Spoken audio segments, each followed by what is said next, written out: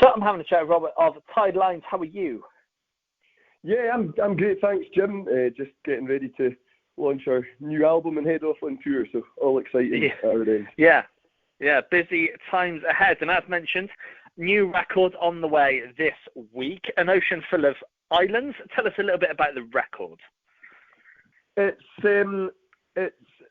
all our own material. We recorded it on the Hebridean island of Mull, which is where one of the boys is from, up in the old Baptist church there, which we've kind of loaded all our gear into and turned into something of a studio. And I think that's, the title being An Ocean Full of Islands relates to that, because we were literally looking out at an ocean full of islands from the window of the studio, and I think that kind of influences the material as well. It's basically a collection of songs, all of which have been kind of put together with a view of being kind of big and chorusy and sing along, and the type of songs that we're looking forward to getting out and playing live over the next few months, really.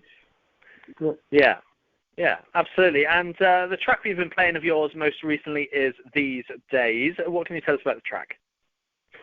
These Days, it's basically a love song, but it's upbeat, it's really positive, and it's got hopefully a sing-along chorus that people can join in on. It was written lyrically. I was sitting in my flat and I had the tune and I couldn't really think of the words weren't coming particularly easily to me at that point, and I've got on my wall a print of a Jack Vetriano painting, the Edinburgh artist, well, the Fife artist, I should say, called, the painting's called In Thoughts of You. And basically the second verse of These Days just describes that painting. Black dress in the window, you looked like a Vetriano. Cold reality withdrew, immersed in thoughts of you, which, as I say, is the name of the painting. So that was what inspired it lyrically, because it was just what I was looking at the time. But yeah, it came out a few weeks ago. We did a sort of 360 video for it, so that people could go on, and if they don't like looking at me, they could look at Ross or Gus or Ali or the scenery in Mull where we filmed it. It seems to have gone down well. So we're looking forward to getting out and playing it live. Excellent. Yeah, for sure.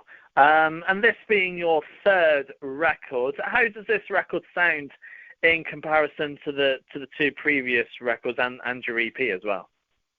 Yeah, it's interesting. I think there's been a development, not deliberately, but just sort of naturally in our sound over the years. I think if you go back to our first album, it sounds very much as a band from the part of the world that we are from, which is the West Highlands.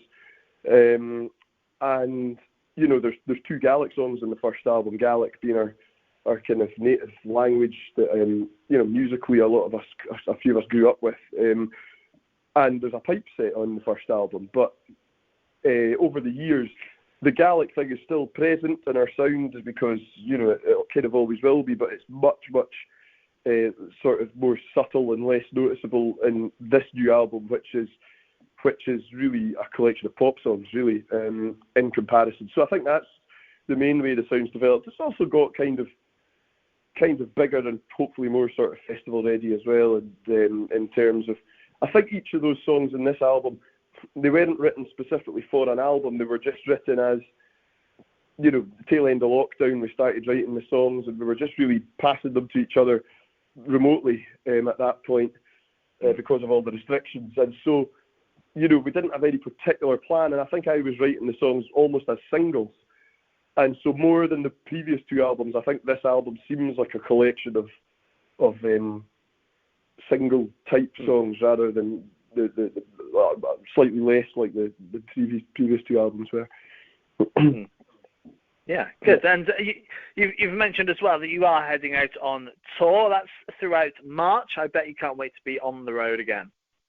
Yeah, really can't wait. And we were fortunate enough last year to get a lot of good touring done as well. But the difference is this year it is an album tour, because our last album was released in 2020 and we didn't get to tour it for a year and a half after it was released. So, the fact that we're going to drop the album and then the very next week we're going to be out playing the songs live. Well, in fact, not even the very next week, the very same day we're going to be doing in-stores over the weekend, and then we go out and do the actual UK tour. And it's so exciting. It's always exciting to be on tour, but when you've got a whole album of new material, It's exciting and nerve-wracking, of course, because you might get up on stage and realise that nobody actually likes it.